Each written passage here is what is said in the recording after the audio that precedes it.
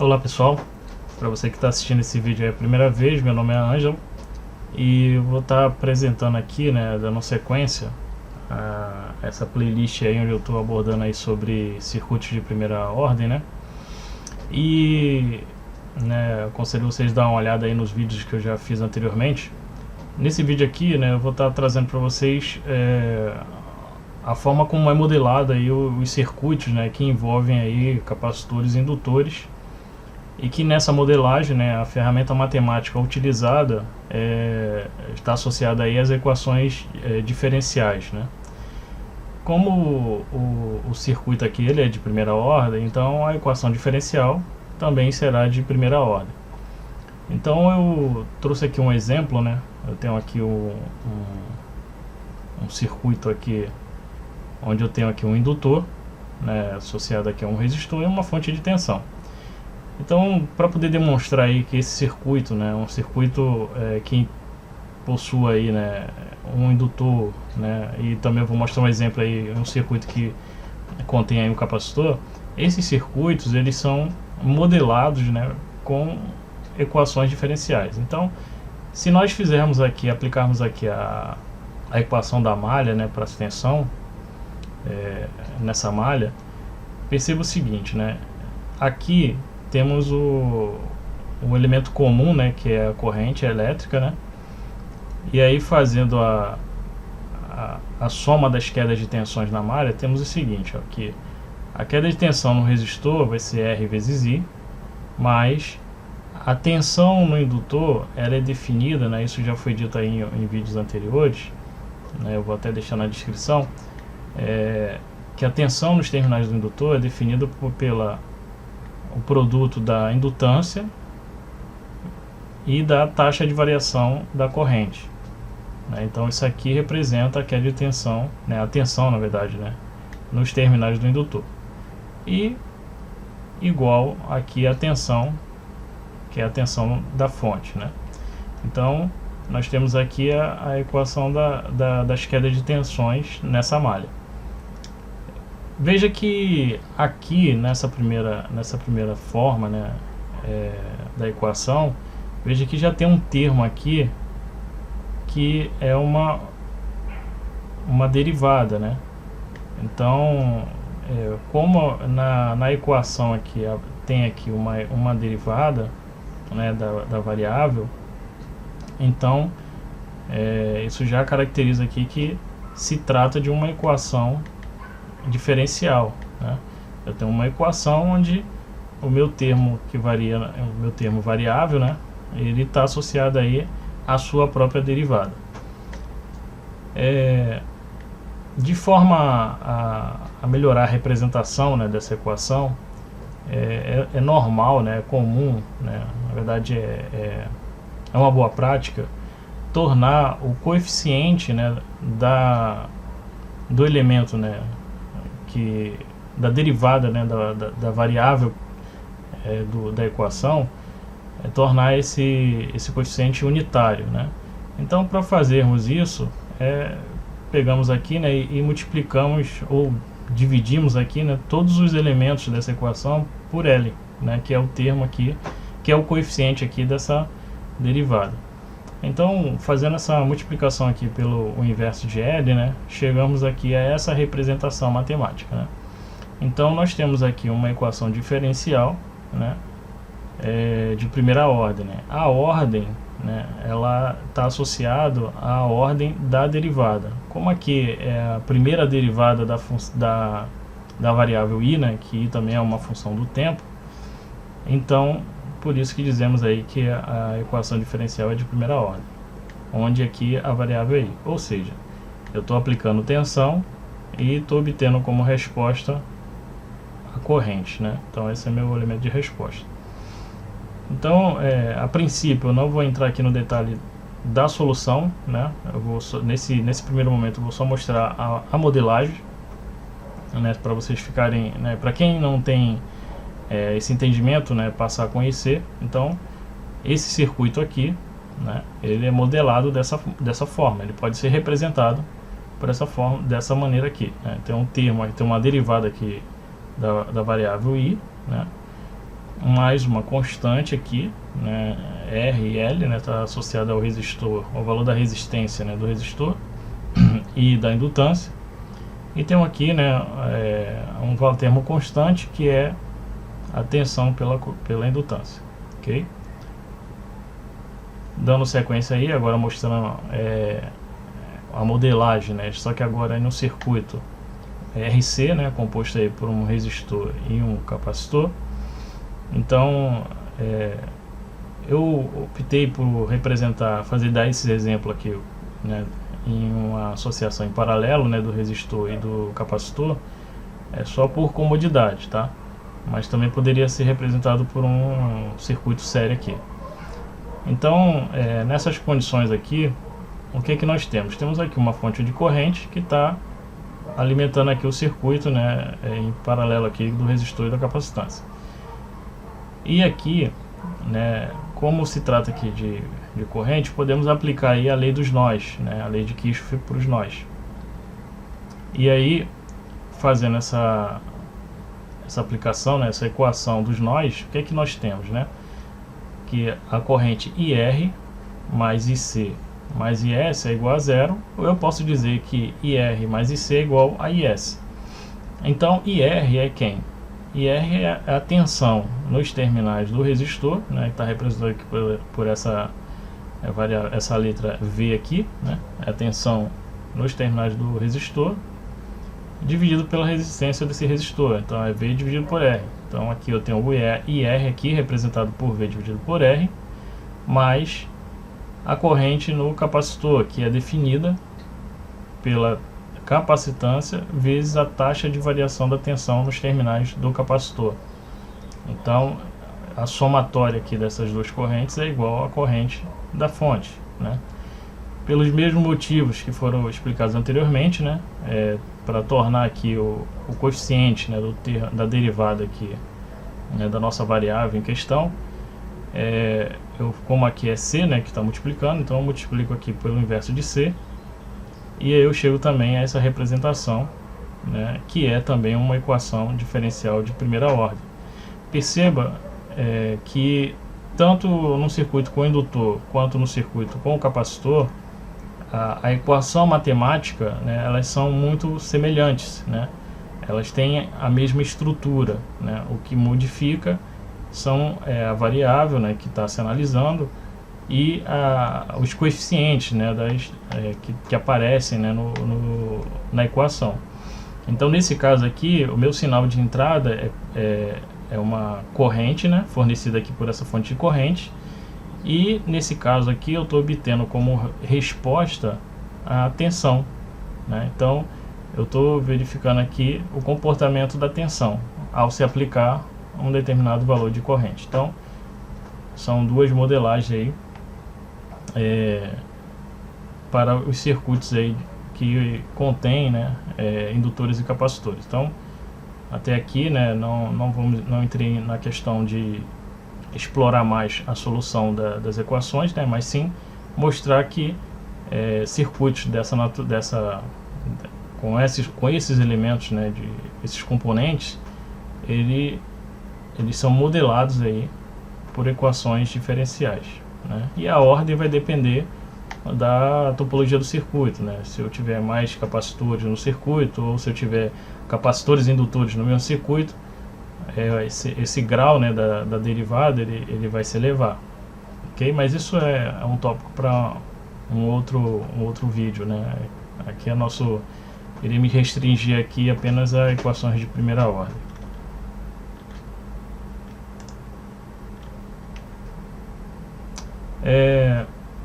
Agora, né, já dando uma ideia, né, da questão da solução daquelas equações apresentadas, nós temos o seguinte, né? Os circuitos, né, que nós vamos estar trabalhando aqui nessa playlist, né, eles são representados por equações diferenciais de primeira ordem, e essas equações, né, nós desejamos, né, obter a solução delas, né, que é encontrar a função, né, ou seja, encontrar aquela variável, né, que está presente naquela função, seja a corrente ou seja a tensão. E uma das formas, né, para se obter essa resposta é usar alguns métodos matemáticos.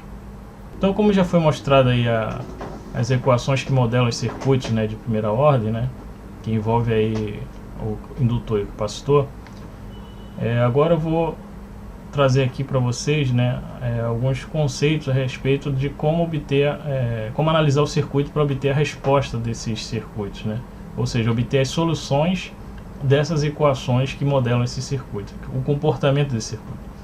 Então, um circuito de primeira ordem, né, a sua solução ou resposta completa, ela é composta aí pela soma da resposta natural mais a resposta forçada.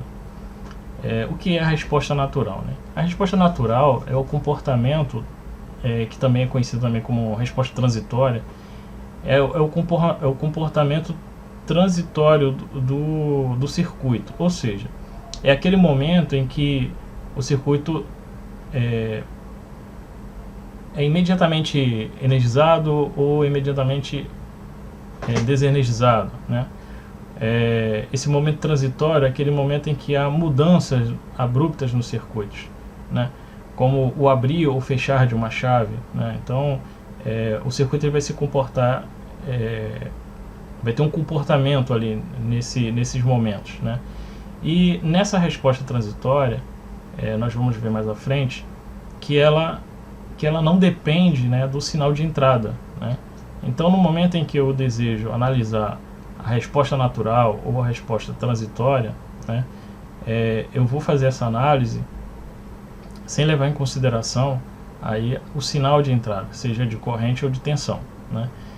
No cálculo, quando se estuda lá equações diferenciais, essa resposta natural ela tem um nome de solução homogênea, né, que é quando você iguala a sua equação diferencial a zero, né?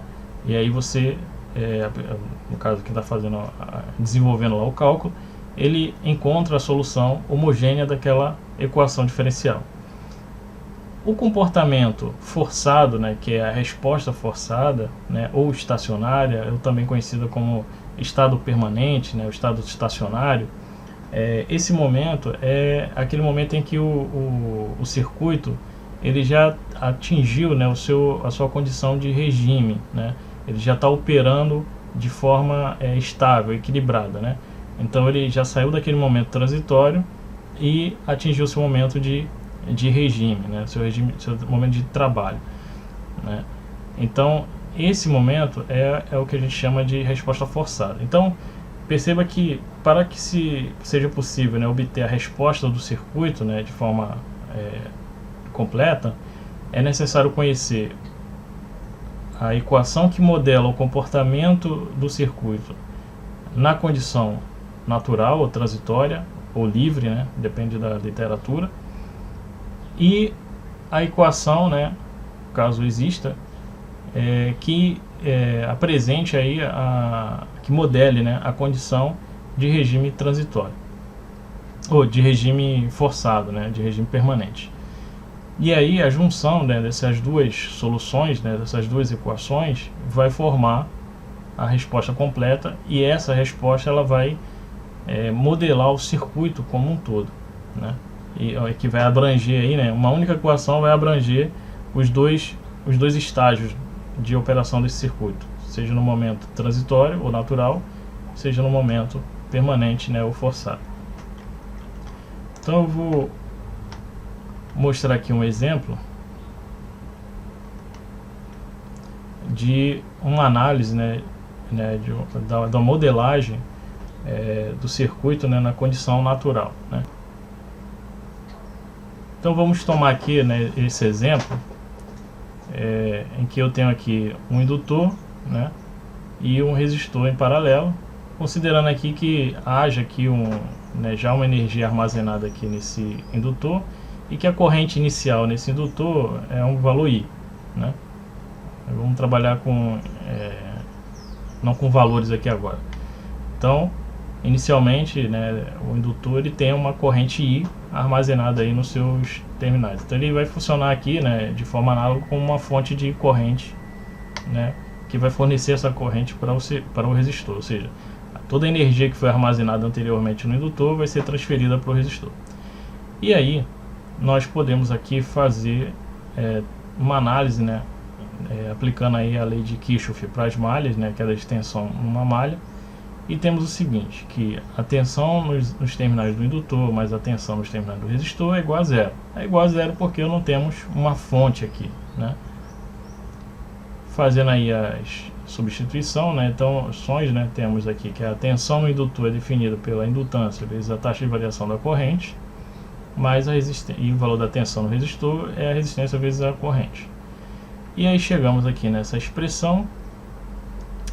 Essa equação diferencial, lá do cálculo, nós chamamos de equação homogênea, né, como já tinha dito, e equação diferencial homogênea. E a solução dessa expressão, ela pode ser aplicada aqui à técnica da separação de variáveis, né? E nessa separação de variáveis, resulta aí nessa equação aqui, né, porque vai envolver aqui um log neperiano, e dessa equação, né, desse desenvolvimento, vamos obter aqui, né, a resposta homogênea ou a resposta natural, que é modelada, que tem essa seguinte estrutura aqui, né? Você tem uma constante, que eu chamei aqui de K1, vezes a constante de Euler, né, elevada a menos R sobre L de T.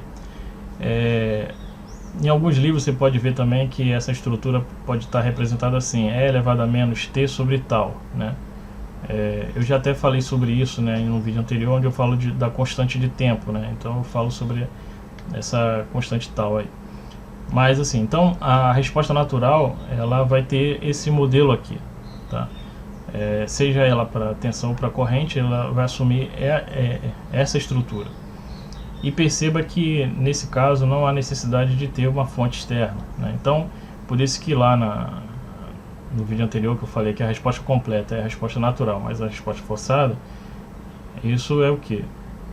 No primeiro momento, não depende, né, do sinal de entrada, né?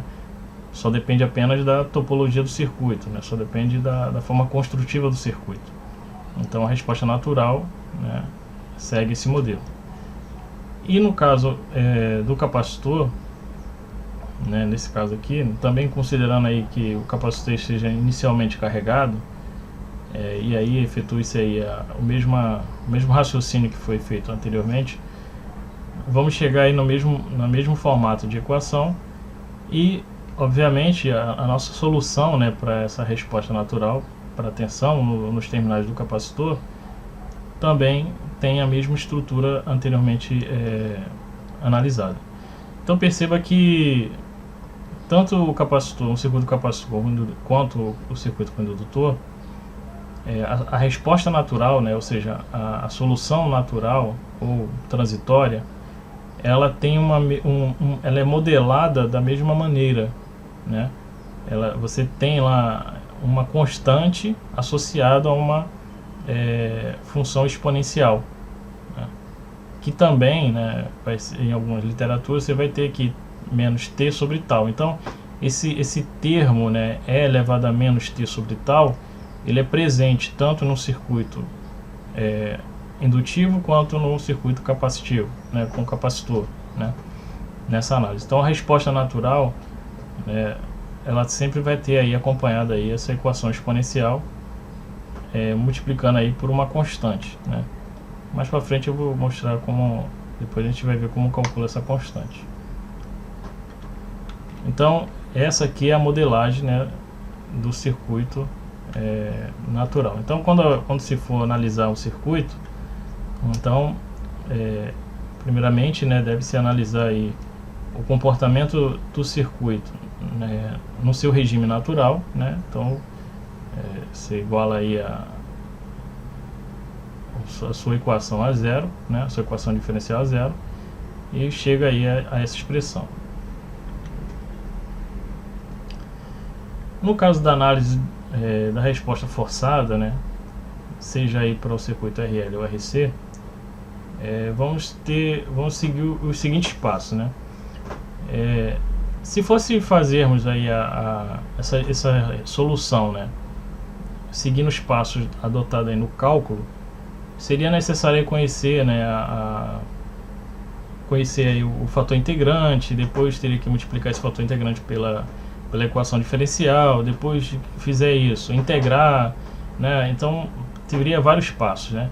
No nosso caso aqui, como estamos tratando aí de análise de circuitos, nós vamos pular aí algumas dessas etapas e vamos utilizar aí como premissa, né, para a resolução desses cálculos, dessas equações, né, diferenciais, o aspecto físico, né, o aspecto funcional do circuito. E como faremos isso, né? Então, um dos passos a seguir é o seguinte, né? Como nós estamos trabalhando aqui com um circuito de circuitos lineares, né? Então existe aí algumas propriedades de linearidade, que eu também já abordei isso aí em vídeos anteriores, que o sinal de saída, ele acompanha as características do sinal de entrada. Então, se eu estou analisando um circuito em que o meu sinal de entrada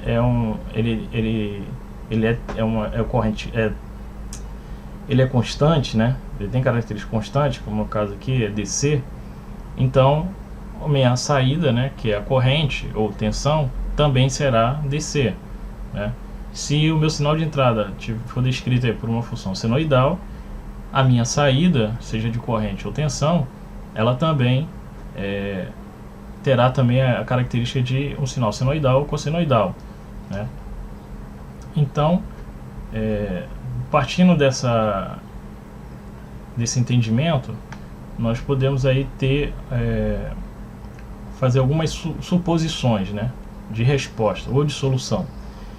Então, um outro passo é o seguinte, né, que para analisar essa resposta forçada, nós temos que considerar aí o circuito no seu estado permanente, né, ou seja, ele já está há um longo tempo já operando, então ele já se estabilizou.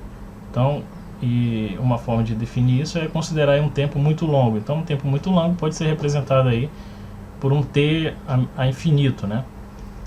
Então, tomando aqui, né, como hipótese, né, que para t no infinito, né, no caso aqui do indutor, que a nossa queremos como solução aqui a corrente. Então, para t no infinito, a nossa corrente no infinito será uma constante, né, que eu considerei aqui como B1, né, será uma constante porque o meu sinal de entrada é uma constante. Então, por isso eu posso afirmar, né, baseando-se aí nas características de circuitos lineares, de que a minha corrente, né, quando atingir o seu estado permanente, também terá a característica de um sinal constante. Então, tomando aí a equação lá já vista, né, e também pode ser levantada aqui, que a equação que modela esse circuito, né, ela tem essa característica, né, uma equação diferencial de primeira ordem, onde a minha solução ela tem que ser tal que a derivada dessa solução mais essa constante vezes essa solução seja igual a essa expressão aqui, né? Então, podemos fazer tentar conhecer essa solução testando, né? E como é que é feito esse teste? Se eu estou admitindo, né, que eu tenho uma solução que é uma constante, então eu vou substituir na expressão esse valor que eu estou adotando aqui como solução hipotética, né? Então eu pego aqui no lugar de i, né, que é a minha variável, substituo pela minha solução, que é B1, né? Então eu teria aqui a derivada de B1 mais RL vezes B1, né, que aqui é multiplicando, que é igual a VSL. A derivada de uma constante é zero, então resulta apenas em R dividido por L vezes B1, que é o que está aqui, que é igual a VSL. Fazendo aqui, né, como eu desejo conhecer B1, então passo esse termo aqui dividindo, né, e aí resulta que B1 é igual a VS sobre R. Então, B1 é igual a VS sobre R, é a minha resposta forçada, né? Perceba que a tensão dividido pela resistência é igual a corrente. Então, uma outra informação aqui, né, que se eu digo que VS dividido por R, então olhando para esse circuito aqui, eu estou enxergando que a fonte, né, quando atinge o seu estado permanente, ela enxerga o indutor como um curto.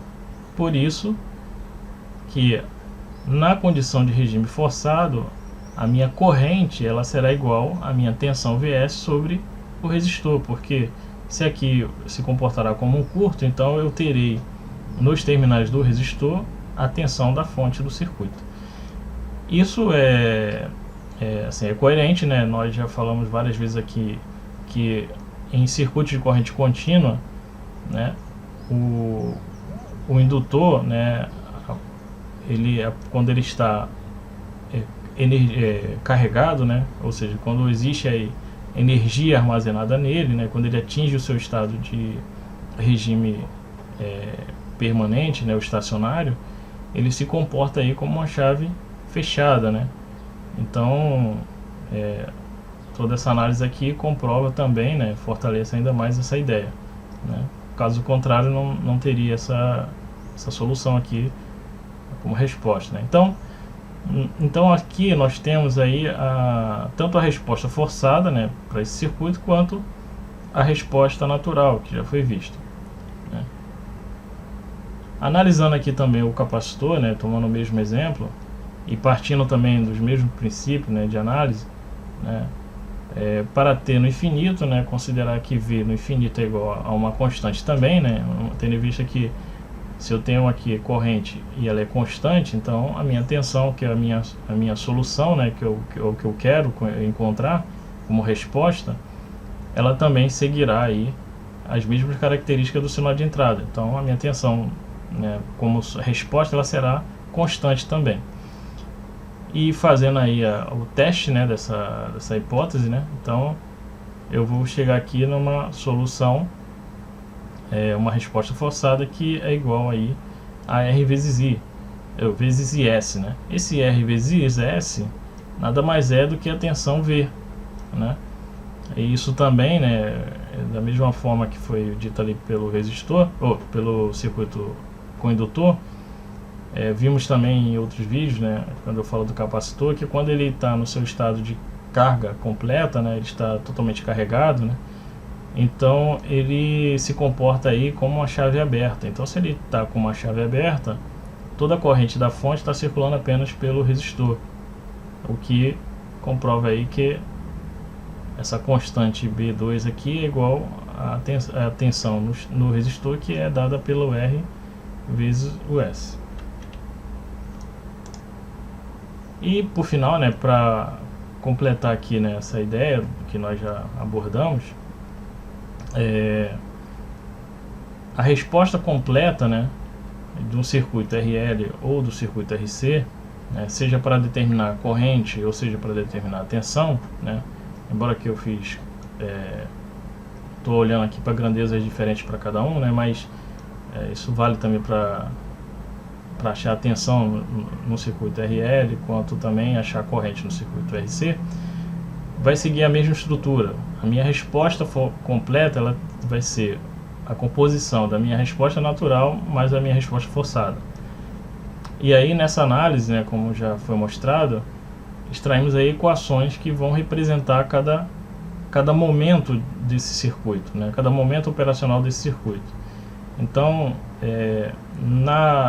na condição, né, transitória, né, ou seja, na resposta natural, a equação que modela que é o comportamento do circuito nesse estágio, ele é acompanhado de uma equação exponencial, né, seguida de uma constante K1. E na resposta forçada, ele vai acompanhar aí as características do sinal de entrada, né? Se o sinal é constante, teremos como resposta aí também um sinal constante, né? Então eu tenho aqui um termo constante que representa a minha resposta forçada. Então a minha resposta completa, né, para a corrente, né, naquele circuito é dado por essa expressão aqui. E de igual modo, né, a minha resposta completa para o circuito RC, então a minha tensão, né, o comportamento da minha tensão naquele circuito também terá uma estrutura muito semelhante, né? Eu vou ter aqui a tensão, o comportamento da tensão no regime transitório, né, o natural, vai estar acompanhada de uma equação exponencial, e no regime estacionário permanente, a resposta será aí uma constante também, seguindo o sinal de entrada, que é uma constante. Nas soluções que vamos fazer através de alguns exemplos, né, de exercícios, né, nós vamos definir, né, na verdade a expressão não se restringe a essa, ficar só nisso aqui, né, até porque temos termos desconhecidos aqui, que são as constantes, né, e quando formos resolver os exercícios, nós vamos estar usando os métodos aí para poder fazer essa modelagem especificamente para aquele circuito, porque da forma como está aqui, né, exposta essas equações, elas são soluções genéricas, né? Ela vai atender a uma infinidade aí de equações diferenciais. Porém, quando estivermos analisando os circuitos, né, vai ser necessário conhecer aquela solução que vai modelar estritamente aquele circuito que estamos analisando, né? E aí, para isso, né, vai ser necessário conhecer aí essas constantes. Só uma observação aqui, né, que essas constantes, né, tanto o K1 quanto o K2, elas são definidas, né, considerando aí o instante de tempo inicial, né, ou seja, quando t é igual a zero. Então, quando t é igual a zero, fazendo t igual a zero, né, e verificando qual é o valor, né, da variável naquele instante, isso vai nos permitir definir aí o valor dessa constante aqui, né, que multiplica a equação exponencial. Porque nós já vimos que para definir a equação, definir aí a resposta forçada, isso é feito, né, para um tempo infinito, né? Então, se a resposta forçada é feita para um tempo infinito, a resposta transitória é realizada num tempo inicial, né? No momento em que está se iniciando a análise do circuito. Então é aquele momento transitório, né? Então o momento transitório é aquele momento inicial da análise. O momento t no infinito é o momento em que o circuito ele já atingiu a sua estabilidade operacional. Isso aí nós vamos ver mais à frente. Ok? Então, até aqui, né, eu falei só de uma exposição assim, teórica desses comportamentos. Aqui eu vou fazer só um comentário básico aí a respeito dessa função, só corrigindo, né, que é função degrau unitária, não funções, né. Então a função degrau ela é uma função muito utilizada para representar aí, né, as operações de circuito que tem chaveamento, né. Porque quando nós estamos analisando aí os circuitos de primeira ordem, né, ou segunda ordem, nós estamos partindo de uma análise em que ocorre em um dado momento, né, uma mudança abrupta de valores de tensão ou de corrente, né. E então existe então assim, matematicamente, né, uma forma de poder representar aí, né, essas funções que descontinuam, né, ou seja, ela está vindo de uma forma e de repente ela muda abruptamente. Então uma forma de representar, né, é o uso da função degrau. Existem outras funções, né, também, que é a função impulso, a função rampa unitária, que também são utilizadas, né, mas eu vou meter aqui a função degrau, que tá mais o que eu vou explorar um pouco mais. Então, qual é a definição aí da função degrau unitária, né? A função degrau unitária ela pode ser representada dessa maneira aqui, né? Usar um mi, né, de t, né? Ou em alguns casos a u de t, ou u menos 1 de t, né? Existem algumas formas de representar aí, vai depender da literatura, né?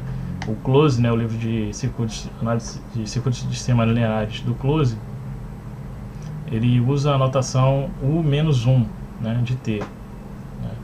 Já alguns outros, né, como o livro do Sádico, o livro do David Johnson, o livro do Nilson Riddell, eles costumam usar aí o Mi de T, ok? Quando eu vou mostrar mais à frente, né, quando a função degrau está deslocada, aí geralmente ele usa um termo aqui, alguns livros vai usar apenas o mi, e o tempo representado aí para o deslocamento vai estar no índice aqui, né? Vamos assim, mi de A de T, né? Então entende-se que naquele instante A houve ali para valores menores que A é 0, para maiores que A é 1, tá? Então eu vou mostrar isso mais à frente.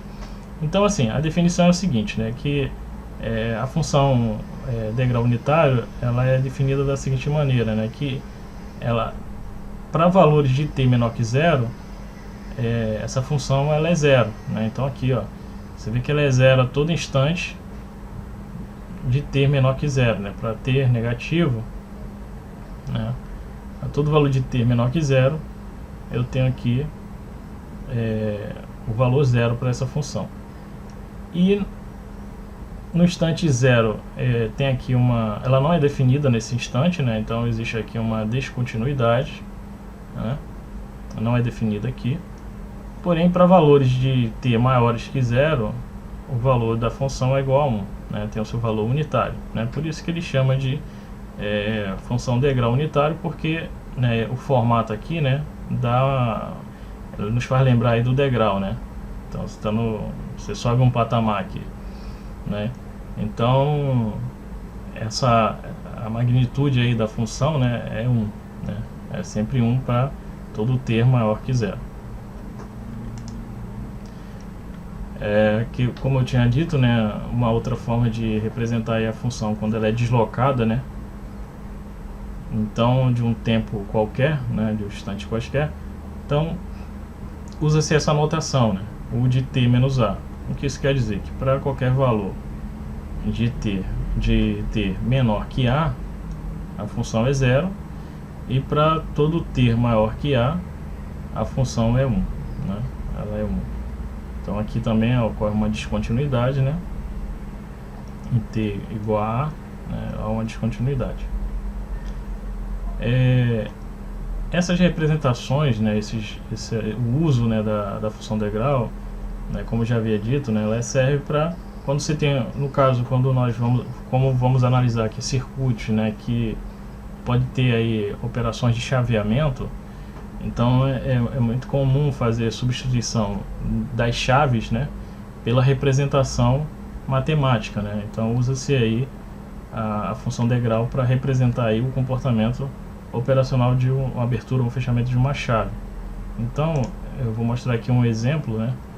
Na verdade, dois exemplos aqui, né? Então temos aqui uma fonte de tensão, né, onde no instante t menor que 0, as tensões nos terminais AB é 0.